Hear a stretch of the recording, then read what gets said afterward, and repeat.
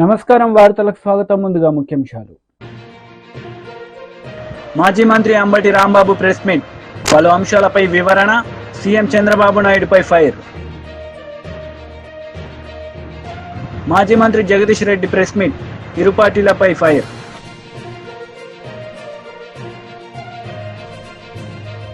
YCP leader Ambati Rambabu media సమావేశం నిర్వహించారు. ఈ సందర్భంగా పలు అంశాలపై ఆయన మాట్లాడారు. దానికి వాళ్ళ కొత్త స్లోగన్స్ పెట్టి వెళ్ళేటటువంటి ప్రయత్నం నారా వారు చేస్తున్నారు. సారా పాలన చేసే ప్రయత్నం నారా వారు చేస్తున్నారు. ఈ సందర్భంగా చెప్పదలుచుకున్నా. నేను అడుగుతా ఉన్నా, పూర్వం చంద్రబాబులోకి ఉన్నప్పుడు సుమారుగా 4,380 మద్యం షాపులు ఉండేవి ఈ రాష్ట్రంలో, మన రాష్ట్రంలో 4,380 మద్యం షాపులు. మేము వచ్చిన తర్వాత మద్య నియంత్రణ చేయాలని ప్రభుత్వమే మద్యం షాపులు ఓపెన్ చేసి మద్యాన్ని అమ్మేటటువంటి కార్యక్రమం చేశాం.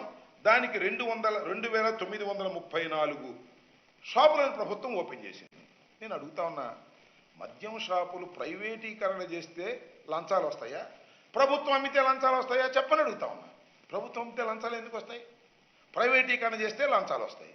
2,934 షాపులు మేము మెయింటైన్ చేస్తే మీరు 4,380 షాపులు పెట్టి దోచుకుని ఇవాళ మీరు మా ప్రభుత్వాన్ని విమర్శించేటటువంటి కార్యక్రమం చేస్తున్నారు. అంతేకాదు, ఇవాళ రేపు సుమారుగా ఎన్ని షాపులు అవుతాయో, 4,000 అవుతాయో, 6,000 అవుతాయో, 7,000 అవుతాయో ప్రైవేటు మద్యం షాపులు తీసుకొచ్చి పెట్టి సిండికేట్లు చేసి తద్వారా డబ్బులు కాజేయాలనేటువంటి ప్రయత్నంలో ఇవాళ చంద్రబాబు నాయుడు గారు ఉన్నారు. మేము చూసాం, ఇంతకు ముందు కూడా చంద్రబాబు నాయుడు గారి పరిపాలనలో అందరూ సిండికేట్ అయ్యేవాళ్ళు. మొత్తం ఆ సిండికేట్లు ఏం చేసేవాళ్ళు అంటే 25 రూపాయల బాటిల్ అని చెప్తే రేట్ ఏమో 25 రూపాయలు ఉండేది షాపులో, బయట లోపలే 35 రూపాయలు అమ్మేది. అందరూ తెలుగుదేశం కార్యకర్తలు పంచుకునే కార్యక్రమం చేసేవాళ్ళు. ఇవాళ కూడా అదే మళ్ళీ కార్యక్రమం జరుగుతూ ఉందిగా. నేను మనవి చేస్తున్నా, ఇంతకు ముందు బార్లు, వైఎస్ఆర్ కాంగ్రెస్ ప్రభుత్వంలో ఏర్పడినటువంటి బార్లు యజమానులని ఇవాళ మెడబట్టుకొని బయటకు గంటి మీరు ఇవాళ ఆక్రమించుకున్నారు. చాలా చోట్ల నేను చెప్తాను, అవసరమైతే వాటి నెంబర్ కూడా చెప్తాను. ఆక్రమించుకొని మీ కార్యకర్తలతో ఇవాళ బార్లు నడుపుకునే పరిస్థితి చేస్తున్నారు. ఇంతకన్నా దారుణం ఏం కావాలి? ఈ రకంగా ఒక దుర్మార్గమైనటువంటి కార్యక్రమానికి ఇవాళ మీరు శ్రీకారం చుట్టేటటువంటి కార్యక్రమం చేస్తున్నారు. ఇది చాలా దురదృష్టకరమైనటువంటి ప్రయత్నం అని కూడా ఈ సందర్భంగా నేను చెప్తూ, దాంతోపాటు ఏమంటారంటే మేము బ్రహ్మాండమైన తీసుకొని మాకు ప్రచారం చేసేటప్పుడు ఇంకో మాట కూడా చెప్పారు. భూమ్ భూమ్ జగన్మోహన్ రెడ్డి గారిదంట, ప్రెసిడెంట్ మెడల్ జగన్మోహన్ రెడ్డి గారిదట. నేను మనవి చేస్తున్నా, ప్రజలు గుర్తించాలని మనవి చేస్తున్నా, ఈ బ్రాండ్లన్నీ కూడా చంద్రబాబు నాయుడు గారు పరిపాలనా కాలంలోనే, అంటే 2019-14 కాలంలోనే ఈ బ్రాండ్లన్నీ ఇచ్చింది చంద్రబాబు నాయుడు గారు. దానికి లెక్క ఉంది, జీవోలు ఉన్నాయి. చూడండి, ఒక మాట చెప్తాను. President medal, Hyderabad Bru deluxe, ఈ బ్రాండ్లు 2017 నవంబర్ 22న సాక్షాత్తు చంద్రబాబు నాయుడు గారి ప్రభుత్వం అధికారంలో వాటికి అనుమతి ఇచ్చింది. అలాగే governor reserve, life and napoleon, olden barton edge, 7 heaven blue, ఈ బ్రాండ్లు కూడా సుమారుగా ఇలాంటి 15 బ్రాండ్లు 2018 అక్టోబర్ 26న ఒకేసారి అనుమతించారు. దాంతోపాటు high voltage, voltage gold, SHG 10,000, British empire super strong premium beer, British empire ultra brand beer విక్రయాలు 2017-7న అనుమతి జారీ చేశారు. దాంతోపాటు royal palace, new king, sign out, ఈ పేర్లతో విస్కీ బ్రాండ్లు నవంబర్ 9న 2018న వాళ్లే జారీ చేశారు. బీరా 91 పేరుతో 3 రకాల బీర్ బ్రాండ్లను 2019 మే 14న దిగిపోయే ముందు చంద్రబాబు నాయుడు గారు సంతకం పెట్టి ఆ బ్రాండ్లని రిలీజ్ చేశారు. TI marshal house, TI courier napoleon whisky, brandy బ్రాండ్లు 2018 మే 15న అనుమతించారు. అప్పటి వరకు రాష్ట్రంలో కనిపించని విచిత్రమైన బ్రాండ్లన్నీ కూడా వారి హయాంలో ఇచ్చారు, మా హయాంలో.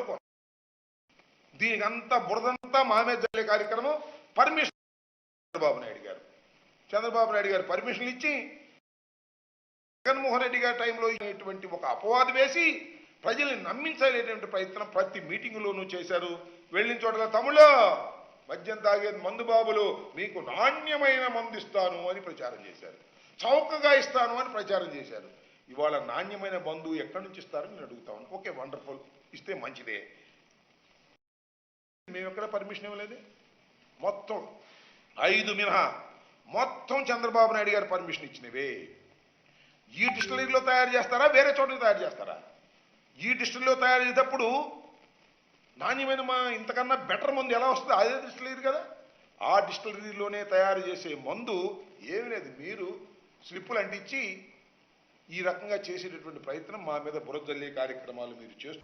కాంగ్రెస్ నేతలు మీడియా సమావేశం నిర్వహించారు. ఈ సందర్భంగా పలు అంశాలపై వారు మాట్లాడారు. మొదటగా 52,000 రూపాయలు సబ్సిడీ ఇచ్చి మేము కూడా పెద్ద ఎత్తున ప్రమోట్ చేస్తున్నాం. దానివల్ల విదేశీ మార్గ ద్రవ్యం సుమారు 80,000 కోట్లు మనం ఇంపోర్ట్ చేసుకునేటటువంటి ఆయిల్ పామ్ మీద మనం కేంద్ర ప్రభుత్వం విదేశీ మార్గ ద్రవ్యం ఖర్చు పెడతా ఉంది. దానికోసం మన రాష్ట్రంలో మన దేశంలోనే సెల్ఫ్ సఫిషియెంట్ కావాలంటే ఆయిల్ పామ్ను ప్రోత్సహించాలి. దానికి అనుగుణంగా మీరు ఇంపోర్ట్ డ్యూటీ ఇంపోజ్ చేయమని చెప్పి అడిగాం. దానికి ఆయన గారు పెద్ద మనసుతోటి 25.7% ఇంపోర్ట్ డ్యూటీ ఇంపోజ్ చేశారు, జీవో ఇచ్చారు. ఆ ప్రకటన ఇచ్చినందుకు ఆయనకు కూడా ప్రత్యేకంగా ధన్యవాదాలు తెలియజేశాను. భవిష్యత్తులో ఆయిల్ పామ్కి సంబంధించినటువంటి ఏ అంశాలున్నా మినిమం గ్యారంటీ ప్రైస్ కూడా మాకు కావాలని అడుగుతున్నాం. అన్ని పంటల మాదిరిగానే ఎంఎస్పి ఉంది. ఆయిల్ పామ్కి కూడా మినిమం గ్యారంటీ ప్రైస్ ఉంటే రైతులు భరోసాతోటి వ్యవసాయం చేసే అవకాశం ఉంటుంది. కనీసం టన్నుకి 20,000 రూపాయలు మీరు స్థిరీకరించి ఎంజీపీని కేంద్ర ప్రభుత్వం ఒకవేళ అంతకంటే తగ్గితే కేంద్ర ప్రభుత్వం భరాయించేటట్టుగా మీరు చర్యలు తీసుకోవాలని చెప్పి ఆయన గారికి విజ్ఞప్తి చేశాను. తప్పకుండా ఆ ప్రయత్నం చేస్తాను. మీరు ఒకసారి మీ అధికారులతో పాటు వచ్చి దాని వివరాలన్నీ ఇవ్వండి. ఈ ప్రభుత్వం రైతుల కోసం ఎంత వీలైతే అంత చేద్దామని చెప్పి ఆయన గారు మాట ఇచ్చారు. దానికి కూడా ధన్యవాదాలు. దాని తర్వాత పాశ్వాన్ గారు ఫుడ్ ప్రాసెసింగ్ మినిస్టర్ అక్కడ కూడా ఆ కాన్ఫరెన్స్లో కలవటం జరిగింది. తెలంగాణలో పండేటటువంటి పంటలకి ఫుడ్ ప్రాసెసింగ్ యూనిట్స్ పెట్టేటటువంటి అవకాశాన్ని కేంద్ర ప్రభుత్వ పరంగా ఎంతవరకు అవకాశం ఉంటే అంతవరకు తీసుకోమని చెప్పి అడగటం జరిగింది. ఆయన గారు కూడా పెద్ద ఎత్తున సపోర్ట్ చేస్తాం, మీరు ప్రపోజల్స్ తోటి ముందుకు రాండి అని చెప్పారు. మేము కూడా జిల్లాకి ఏ జిల్లాలో ఏ పంటలు అయితే పండుతున్నాయో ఆ జిల్లాలో ఆ రకమైనటువంటి ప్రాసెసింగ్ యూనిట్లు పెట్టేటటువంటి ఏర్పాటుతోటి రాష్ట్ర ప్రభుత్వ పరంగా కేంద్ర ప్రభుత్వానికి ఒక నివేదిక ఇవ్వటం కూడా జరిగింది. దానికి అనుగుణంగా ఆ పంటలకు కావాల్సినటువంటి ప్రాసెసింగ్ యూనిట్స్ పెడితే తెలంగాణ ప్రభుత్వానికి ఇంకా మేలు చేసినటువంటి వాళ్ళు అవుతారు. అది కూడా ఆయన గారిని విజ్ఞప్తి చేయటం జరిగింది. ఆయన గారు కూడా మంచి మనసుతోటి ముందుకు వచ్చారు. ఈరోజు 3 మంత్రులను కలిసినటువంటి అవకాశం నా రాష్ట్రానికి సంబంధించినటువంటి ఎయిర్పోర్ట్స్ కానీ, అగ్రికల్చర్కి సంబంధించినటువంటి ఆయిల్ పామ్ ఎంజీపీ కానీ, ఫుడ్ ప్రాసెసింగ్ యూనిట్స్ మీద వాళ్ళకి విజ్ఞప్తులు చేయడం జరిగింది. వాళ్ళు సర్వదీయంతో పరిశీలించి పాజిటివ్గా రాష్ట్ర ప్రభుత్వానికి ఎంతవరకు సహకరించాలో అంతవరకు సహకరించమని చెప్పాం. ముఖ్యంగా మన జరిగినటువంటి వరద నష్టానికి కేంద్ర ప్రభుత్వం ఇదోధికంగా ముఖ్యమంత్రి గారు కూడా మంత్రి గారికి చెప్పడం జరిగింది. అదేవిధంగా కేంద్ర టీడీపీ లీడర్ మీడియా సమావేశం నిర్వహించారు. ఈ సందర్భంగా పలు అంశాలపై ఆయన మాట్లాడారు. చంద్రబాబు నాయుడు గారు ప్రైవేటు పరం చేస్తున్నారు అని. వాస్తవానికి ఈ మెడికల్ కాలేజీలకు సంబంధించి వీటిని ప్రైవేట్ రంగానికి అప్పగించాలి అనే నిర్ణయం లేదా అనే ఆలోచన ఇప్పటి వరకు కూటమి ప్రభుత్వం చేయలేదు, చెప్పలేదు. ఈ 3 నెలల్లో చంద్రబాబు నాయుడు గారు చెప్పింది ఏంటి? రాష్ట్రంలో కొత్తగా వచ్చే మెడికల్ కాలేజీలకు సంబంధించి ఎలా నిర్వహించాలి అనే చర్చ వచ్చినప్పుడు గుజరాత్ మోడల్ని అధ్యయనం చేయండి అని చెప్పారు. మరి గుజరాత్ మోడల్ ఏం చెప్తుంది? ప్రభుత్వ ప్రైవేటు భాగస్వామ్యంలో ఈ కొత్త మెడికల్ కాలేజీల్ని నిర్వహించమని గుజరాత్ మోడల్ చెబుతుంది. గుజరాత్ మోడల్ని అధ్యయనం చేయమని మాత్రమే చంద్రబాబు నాయుడు గారు చెప్పారు.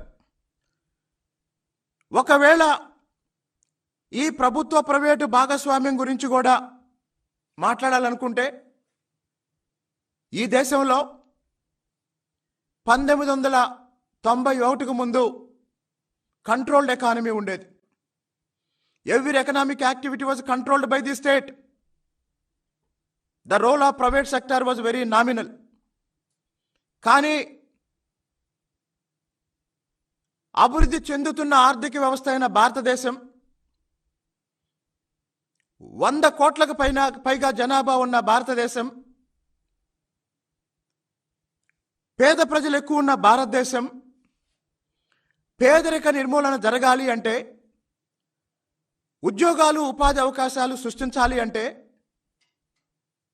పెట్టుబడులు రావాలి. కాబట్టి ప్రపంచవ్యాప్తంగా ఉన్న పెట్టుబడులను మన ఆర్థిక అభివృద్ధి కోసం, మన దేశంలో మౌలిక సదుపాయాల అభివృద్ధి కోసం ఉపయోగించాలన్న ఒక బృహత్తర లక్ష్యంలో భాగంగా 1991లో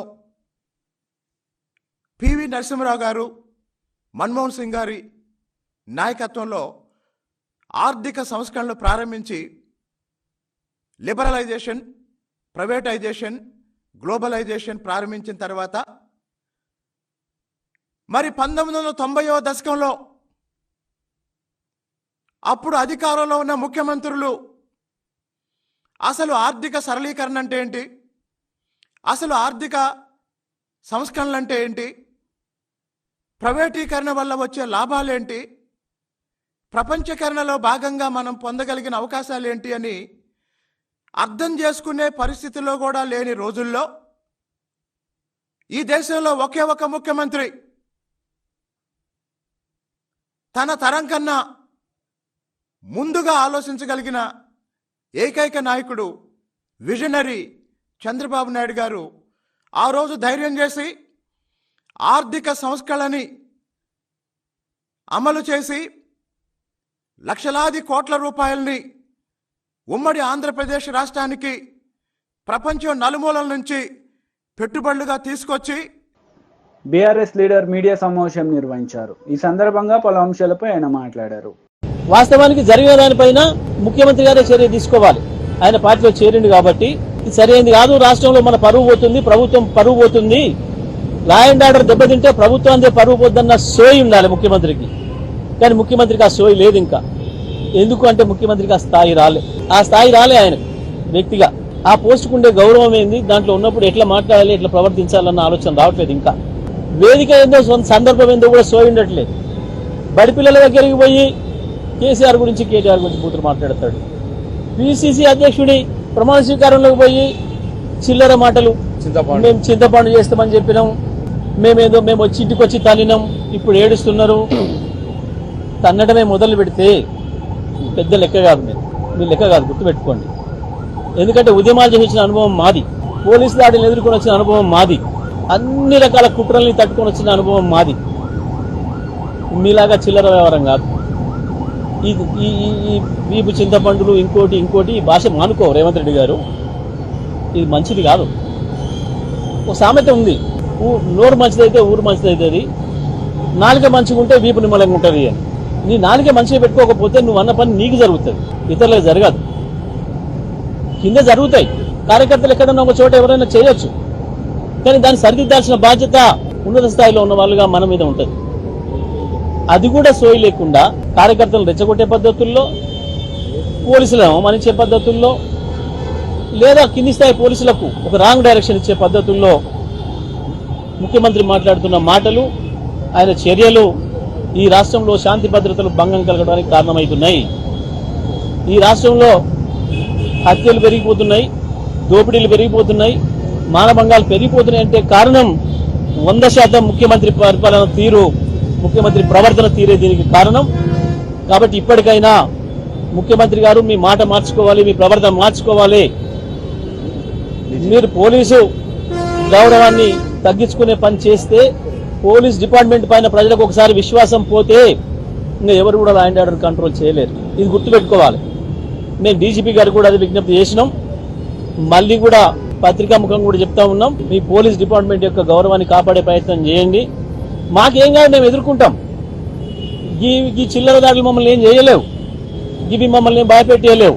కానీ రాష్ట్రం భవిష్యత్తు గురించి ఆలోచిస్తా ఉన్నాడు కేసీఆర్ గారు. ఈ జరిగే ఇన్సిడెంట్స్ అన్ని కూడా, జరిగే సంఘటనలు అన్ని కూడా, ఈ రాష్ట్రంలో శాంతి భద్రతలకు సంబంధించిన రిపోర్ట్ అంతా కూడా బయట నుంచి వచ్చే ఇన్వెస్టర్స్ చూస్తారు, బయట ప్రపంచం చూస్తుంది. ఏం జరుగుతుంది హైదరాబాద్లో, ఏం జరుగుతుంది తెలంగాణలో, దాని గురించి ఆందోళన చెందుతున్నారు కేసీఆర్ గారు. ఈ చిల్లర దాడులకు పెద్ద ఇష్యూ కాదు, బీఆర్ఎస్ కార్యకర్తలకు కొత్త ఏమీ కాదు, ఇవి ఎదుర్కొంటాం. కానీ రాష్ట్రం గౌరవం ఏంది, పోలీస్ డిపార్ట్మెంట్ గౌరవం ఏంది అనేది సమస్య. దీన్ని కాపాడుకోవాల్సిన బాధ్యత తప్పకుండా డీజీపీ గారి పైన, వారి కమిషనర్ల పైన ఉంది. మేము అదే విషయాన్ని స్పష్టంగా చెప్పినాం. ఈ 4 ఇన్సిడెంట్లలో ఏదైతే పోలీసుల పాత్ర ఉందో దానిపైన విచారణ చేసి బాధ్యులపైన తగిన చర్యలు తీసుకోవాలని చెప్పి మేము డిమాండ్ చేస్తున్నాం. వైసీపీ లీడర్ మీడియా సమావేశం నిర్వహించారు. ఈ సందర్భంగా పలు అంశాలపై ఆయన మాట్లాడారు. చేసిన మా ప్రభుత్వంపై, మా పార్టీపై ఇంత ఘోరమైన ఎందుకు మోపారు ఈ నెపం అంటే, ప్రజల దృష్టిలో మేము దుష్ప్రచారం చేసి నమ్మించే కార్యక్రమం చేయాలని చూస్తున్నాడు. ఇది చాలా నీచమైన ఆరోపణ. దీనిపై వాళ్ళు చంద్రబాబు నాయుడు గారికి ఎవరైతే మాట్లాడారో దీనిపై వాళ్ళు స్పందించాలి. వాళ్ళ దగ్గర ఏమన్నా ఆధారాలు ఉంటే నిరూపించాలి. లేకపోతే తప్పకుండా దీనిపై డిఫమేషన్ కేసేసేదానికి అన్ని విధాల ఏర్పాట్లు చేస్తాం. ఇక్కడేదో మన హైకోర్టులోనో ఇంకో హైకోర్టులోనూ కాకుండా, ఎందుకంటే స్వామివారి భక్తులు ప్రపంచవ్యాప్తంగా ఉన్నారు కాబట్టి దీన్ని అవసరమైతే సుప్రీంకోర్టులో కూడా దీనిపై కేసేసే కార్యక్రమం చేస్తామని చెప్పి ఈ సందర్భంగా తెలియజేస్తున్నాం. ఇవే కాదు, ఇట్లా ఆరోపణ చేసేదానికి ఆలోచిస్తున్నారు. కానీ గత 5 సంవత్సరాల్లో మా ప్రభుత్వం చేసిన మెరుగైన కార్యక్రమాలు తిరుమల తిరుపతి దేవస్థానంలో ఎన్నో ఉన్నాయి. అవన్నీ పక్కన పెట్టి వీళ్ళు దుష్ప్రచారం చేయటం కోసం, మా మీద నింద మోపటం కోసం, రాజకీయ లబ్ధి కోసం, స్వార్థ ప్రయోజనాల కోసం ఆరోపణలు చేసే కార్యక్రమం, ఇంతటి ఘోరమైన ఆరోపణలు చేసే కార్యక్రమం చేస్తున్నారని చెప్పి తెలియజేసుకుంటున్నాను. అదేవిధంగా vigilance commission, vigilance and enquiry department అని నోటీసులు ఇచ్చారు మాకు ఇచ్చారు. మిగతా ఆఫీసర్లు కూడా ఎవరెవరికి ఇచ్చారో నాకు తెలియదు. టీడీపీ లీడర్ మీడియా సమావేశం నిర్వహించారు. ఈ సందర్భంగా పలు అంశాలపై ఆయన మాట్లాడారు. చాలా మంది భక్తులు ఫోన్లు చేసి కూడా చెప్పారు. ఈరోజు చాలా వాస్తవాలు మీ ముందరికి బయటకు తీసుకొని వస్తున్నా. ఎన్డీఆర్ఐ రిటైర్డ్ ప్రిన్సిపల్ సెక్రటరీతో D Surendranath, dairy expert Vijayabhaskar Reddy, Telangana veterinary యూనివర్సిటీలో senior most professor D Swarnalatha గారు, వీళ్ళందరితో తెలుగుదేశం కూటమి ప్రభుత్వం రాగానే ఒక కమిటీ వేశాం. దేనికి వేశాం ఈ కమిటీ? అసలు ఎందుకు లడ్లు బాగలేదు, అసలు ఎందుకు ప్రసాదాలు బాగలేదు, అసలు ఎందుకు అక్కడ పెట్టే భోజనాలు ఎందుకు సరిగ్గా లేవు, ఎక్కడ లోపం ఉంది అని ఈ ముగ్గురితో ఒక కమిటీ వేశాం. సీనియర్ మోస్ట్ ప్రొఫెసర్స్, ఇండస్ట్రీలో చాలా నాలెడ్జ్ ఉన్నవాళ్ళు, చాలా తెలివి ఉన్నవాళ్ళు, సబ్జెక్ట్ ఉన్న వాళ్ళతో వేశాం. వేసిన తర్వాత చాలా వాస్తవాలు బయటకు వచ్చినాయి. చాలా వాస్తవాలు బయటకు వచ్చినాయి. వైసీపీ గవర్నమెంట్లో నెయ్యి సరఫరా చేసే వాళ్ళని మార్చేశారు. ఎవరు నెయ్యి సరఫరా చేస్తున్నది ఎక్కువ? Nandini dairy, Karnataka milk federation, government of కర్ణాటకకు సంబంధించిన కర్ణాటక గవర్నమెంట్ సంబంధించిన మిల్క్ ఫెడరేషన్ నందిని బ్రాండ్ తో నందిని ఘీ తిరుమలకు సరఫరా చేస్తున్నారు. మార్చారు. ఎందుకు మార్చాల్సి వచ్చింది? ఎందుకంటే నందిని వాళ్ళు, కర్ణాటక మిల్క్ ఫెడరేషన్ వాళ్ళు డబ్బులు ఇవ్వరు కాబట్టి, లంచాలు ఇవ్వరు కాబట్టి వాళ్ళని తీసి తక్కువ రేటుకి వాళ్ళకి రాలేరు, వాళ్ళు చేయలేరు, వాళ్ళకు వర్కౌట్ కాదు అని చెప్పి వాళ్ళని తరిమేయడం జరిగింది. ఈ విషయం కర్ణాటక అసెంబ్లీలో కూడా చర్చ జరిగిన విషయం మీకు అందరికీ గుర్తు చేస్తున్నా. కర్ణాటక అసెంబ్లీలో కూడా చర్చ జరిగింది. ఎందుకు మేము పంపించేకి మేము తక్కువ రేటుకి లాభాలు లేకపోయినా మేము పంపిస్తుంటే కూడా తీసుకోవటం లేదు అని అసెంబ్లీలో, కర్ణాటక అసెంబ్లీలో దీని మీద చర్చ జరిగిందని కూడా మీకు మనవి చేస్తా ఉన్నా. ఈరోజు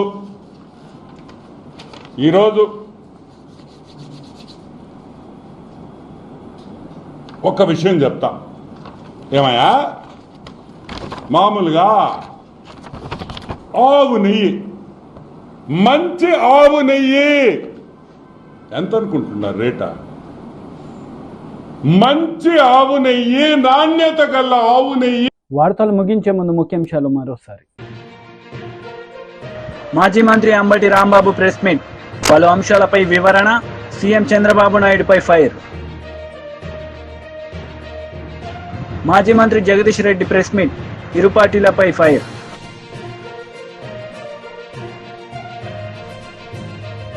ఈ వార్తలు ఇంతటితో సమాప్తం. తిరిగి ప్రసారమయ్యే వార్తలు మళ్ళీ కలుద్దాం. అంతవరకు సెలవు. నమస్తే.